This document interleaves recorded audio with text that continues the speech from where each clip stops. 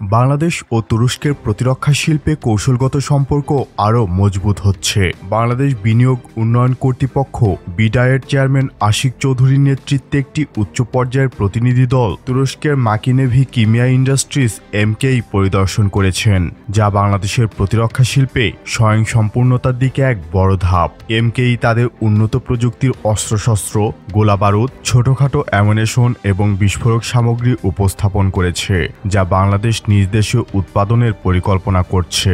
বাংলাদেশ নিম্নলিখিত বিষয়ে আগ্রহী, যেমন ১৫৫ মিলিমিটার আর্টিলারি শেল ও চার্জের স্থানীয় উৎপাদন, MPT-76 রাইফেলের অনুমোদিত অ্যাসেম্বলি, PMT মেশিন গানের জন্য অনুমোদিত অ্যাসেম্বলি, এমকেই রিমোট ওয়েপন স্টেশন, নৌ ও সীমান্ত নিরাপত্তা প্ল্যাটফর্মের সংযোজন এবং বাংলাদেশ ইকোনমিক জোনস অ্যাক্ট ২০১০-এর আওতায় বিনিয়োগ সুবিধা। এই কৌশলগত সফর বাংলাদেশের প্রতিরক্ষা শিল্পে স্বনির্ভর হওয়ার স্বপ্নের সঙ্গে সম্পূর্ণ সঙ্গতিপূর্ণ। এই সফরের লক্ষ্য ছিল বাংলাদেশ ও তুরস্কের সামরিক সহযোগিতা এবং প্রযুক্তি হস্তান্তর নিয়ে আলোচনা করা। বাংলাদেশ তুরস্ক থেকে কমপক্ষে ১৫ ধরনের সামরিক সরঞ্জাম আমদানি করেছে।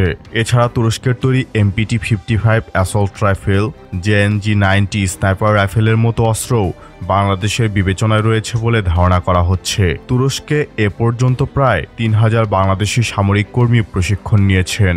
বাংলাদেশ তার দেশীয় প্রতিরক্ষা শিল্পের উন্নয়নের জন্য তুরস্কের কাছ থেকে প্রযুক্তি হস্তান্তরের সুযোগ পাচ্ছে। তুরস্কের রেপকন কোম্পানির ফ্রি ফ্লো ফার্মিং প্রযুক্তি এবং কম্পিউটারাইজড যন্ত্রপাতি ব্যবহার করে বাংলাদেশ এখন ১০৫ মিলিমিটার এবং ১৫৫ মিলিমিটার আর্টিলারি শেল উৎপাদন করছে। এছাড়া দেশীয়ভাবে উৎপাদিত BD-08 অ্যাসল্ট রাইফেল এবং BD-15 লাইট মেশিন গানের উৎপাদনেও তুরস্কের প্রযুক্তি সহায়ক গুরুত্বপূর্ণ ভূমিকা পালন করছে।